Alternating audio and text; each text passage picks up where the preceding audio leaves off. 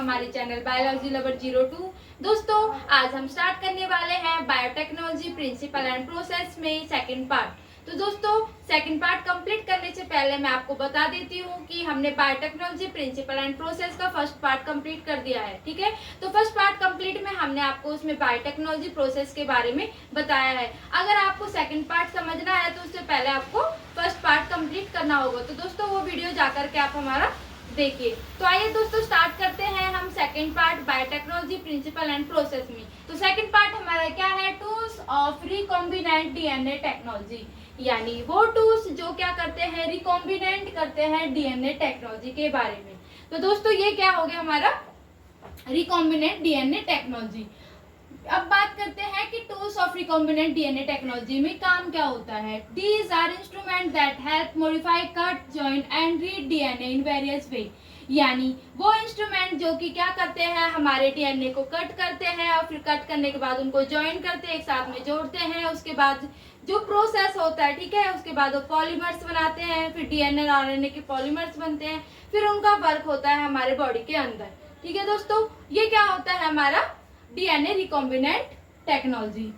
Okay, अब बात करते हैं कौन कौन से प्रोसेस है जिनके थ्रू हमारा डीएनए रिकॉम्बिनेंट टेक्नोलॉजी प्रोसेस होता है। फर्स्टली बात करते हैं रेस्ट्रिक्टेड एंजाइम। रेस्ट्रिक्टेड एंजाइम का मतलब क्या होता है, रेस्ट्रिक्टेड का नाम से ही पता चल रहा है, यानी एक अलग करना, यानी कट करना हमारे एंजाइम को। दूसरा हो गया हमारा वेक्टर। वेक्टर का मतलब क्या होता है, जब रेस्ट्रिक्टेड एंजाइम यानी जब रेस्ट्रिक्टेड यानी कट होता है एंजाइम तो उसको क्या करता है, वेक्टर जोड़ने का काम करता है।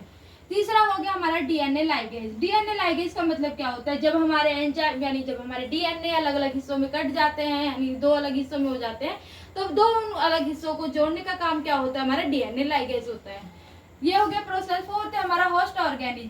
किसी भी डीएनए रिकॉम्बिनेंट टेक्नोलॉजी का वर्क प्रोसेस करने के लिए हमें होस्ट ऑर्गेनिज्म की सबसे ज्यादा जरूरत पड़ती है। ठीक है, तो होस्ट ऑर्गेनिज्म में हमारे क्या होता है, इकोइल बैक्टीरियाज आ जाते हैं, यानी इसमें क्या होता है, हमारा इकोइल बैक्टीरिया फ्लोज को रोकने का काम करता है, यानी इकोइल्स हमारे होस्ट ऑर्गेनिज्म में आ जाते हैं, लाइक जो हमारे डाइजेस्टिव सिस्टम में पाए जाते हैं, जो कि विटामिन के बनाने का हमारी बॉडी के अंदर काम करते हैं और हमारे डाइजेस्टिव सिस्टम को क्या करते हैं, इम्यून सिस्टम को हमारे बनाए रखते हैं।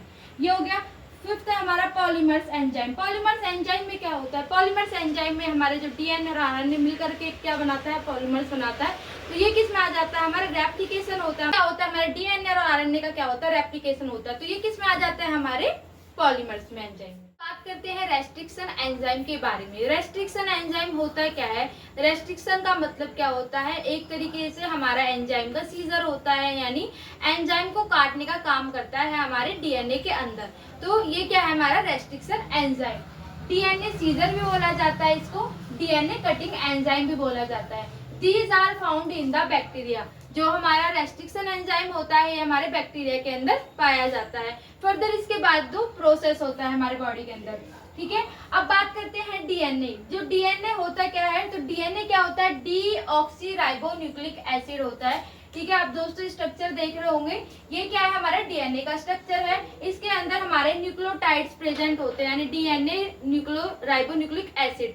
ठीक है, तो जो डीएनए राइबोन्यूक्लियोटाइड्स में क्या होता है हमारा AGCT।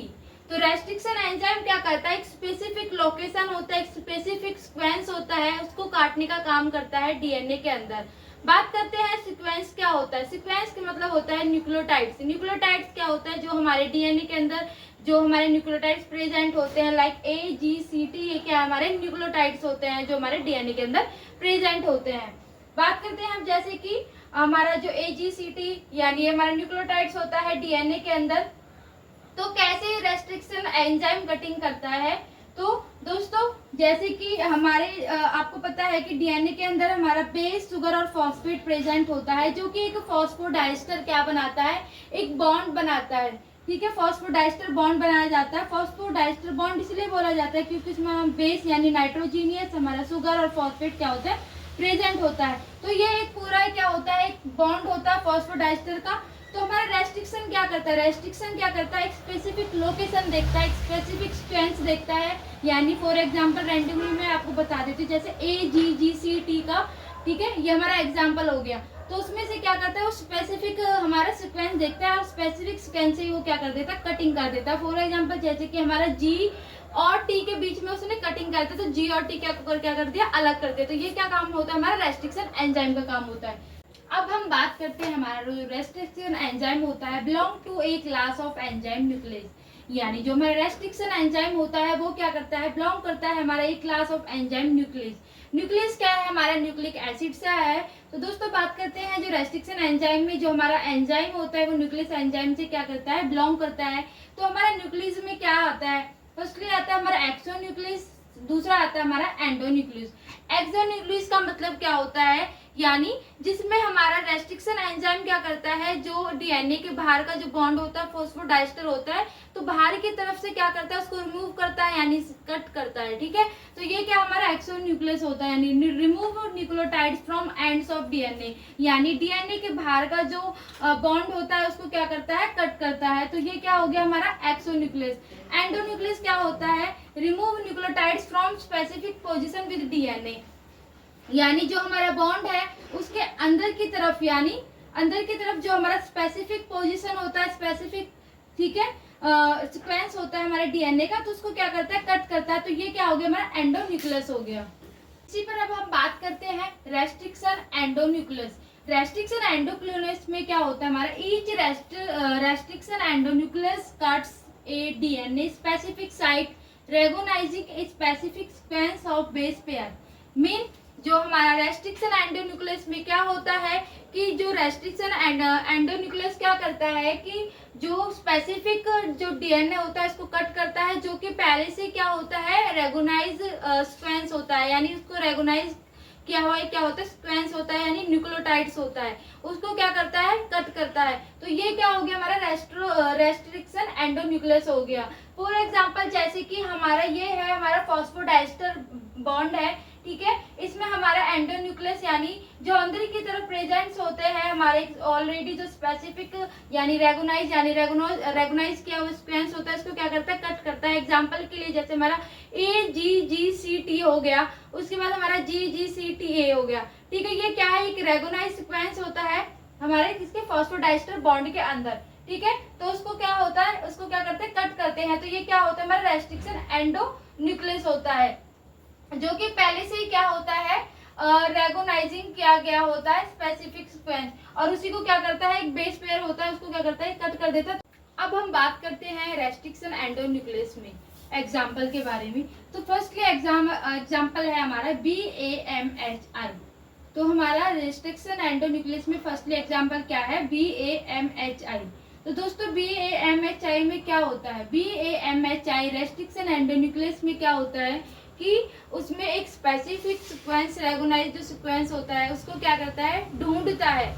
उसको ढूंढने के बाद जो हमारा रेस्ट्रिक्शन एंजाइम होता है क्या कर देता है, उसको वहां से कट कर देता है। अब मैं एग्जांपल के लिए आपको जैसे BAMHI में बता देती हूँ, जैसे कि ये है हमारा न्यूक्लियोटाइड्स, यानी जो हमारा डीएनए होता है, ठीक है, डबल स्ट्रक्चर हॉलिक स्ट्रक्चर आप लोगों को पता है डीएनए में। तो ये हमारा क्या है, न्यूक्लियोटाइड्स होता है, यानी GGATCC। ये क्या है, हमारा रेगोनाइज सीक्वेंस न्यूक्लियोटाइड्स है। ठीक है, उसके बाद है हमारा CCTAGG, यानी इसका कॉम्प्लीमेंट्री क्या है, हमारा CCTAGG। ठीक है, तो हमारा BAMHI रेस्ट्रिक्शन एंडोन्यूक्लियस में क्या होता है, वो एक सीक्वेंस यानी कि स्पेसिफिक रेगोनाइज सीक्वेंस देखता है और उसको क्या कर देता है, कट कर देता है। यानी ये क्या है, हमारा रेगोनाइज सीक्वेंस होता है। रेगोनाइज सीक्वेंस को देख के वहां पर पहले वो ढूंढता है कि कहाँ पे रेगोनाइज सीक्वेंस है, और जब हमारे रेस्ट्रिक्शन एंजाइम को रेगोनाइज सीक्वेंस मिल जाता है तो वहां से वो क्या कर देता है, उसको कट कर देता है। तो ये क्या है, हमारा BAMHI। इससे हमें पता लगता है कि BAMHI में हमारा जो रेस्ट्रिक्शन एंडोन्यूक्लियस में क्या होता है कि हमारा रेगोनाइज सीक्वेंस को ढूंढ करके वहां से वो क्या कर देता है, कट कर देता है। कट करने के बाद क्या कर देता है, उनको अलग कर देता है। तो ये क्या हुआ, हमारा BAMHI। अब हम बात करते हैं रेस्ट्रिक्शन एंडोन्यूक्लियस में दूसरे एग्जाम्पल के बारे में। तो हम बात करते हैं EcoR1। तो दोस्तों EcoR1 भी सेम हमारा BAMHI की तरह होता है। EcoR1 भी क्या करता है, हमारा जो स्पेसिफिक रेगोनाइज सीक्वेंस होता है उसको ढूंढता है और उसको ढूंढने के बाद उसको क्या कर देता है, वहां से कट कर देता है। तो हमारा इको R1 में हमारा जैसे होता है, हमारा न्यूक्लियोटाइड्स होता है GAATTC, यानी इको R1 क्या करता है, GAATTC को देखता है, यानी एक रेगोनाइज सीक्वेंस को देखता है, ठीक है। उसके बाद उसको क्या कर देता है, वहां से कट कर देता है। तो ये क्या होता है, हमारा इको R1 में भी सेम यही होता है। तो उसके बाद आपने देखा होगा कि हमारा इको R1 और BAMHI में जब दोनों में कट हो जाते हैं, ठीक है, तो उसमें हमारा स्टिकी एंड भी होता है। स्टिकी एंड का मतलब क्या होता है, यानी जो सेम पेयर होते हैं, जब वो सेम पेयर अलग हो जाते हैं तो उसके बाद वो क्या करते हैं कि वो सेम पेयर को ढूंढते हैं और उसके साथ में बाद में वो अटैच हो जाते हैं, ठीक है। इसी को क्या बोला जाता है, स्टिकी एंड बोला जाता है। तो इसमें हमें देखने को मिला है कि इको R1 और हमारा BAMHI में हमें देखने को मिला है कि ये क्या करते हैं, जो हमारा रेगोनाइज सीक्वेंस होता है, ठीक है, उसको क्या करते हैं, कट करते हैं। तो ये क्या हमारे रेस्ट्रिक्शन एंडोन्यूक्लियस के एग्जांपल्स है।